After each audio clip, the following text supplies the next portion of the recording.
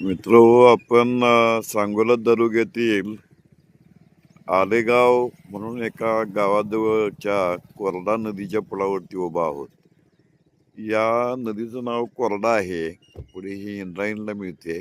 पण सध्या नावाप्रमाणेच ऐन पावसाळ्यामध्ये देखील ह्या नदीचं पात्र कोरडं आहे. नदीमध्ये सध्या इथं पाणी वाहत नाही. तर ह्या नदीवरती हा पूल मोठा आहे.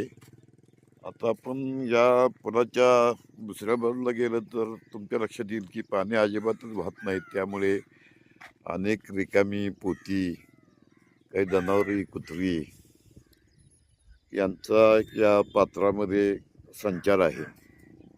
पात्र मात्र या सांगोला तालुक्यातल्या आलेगाव जवळच्या कोरडा नदीचं हे जे पात्र आहे, हे ऐन पावसाळ्यामध्ये देखील पूर्ण ठणठणीत कोरडं असल्याचं आपल्याला दिसतं.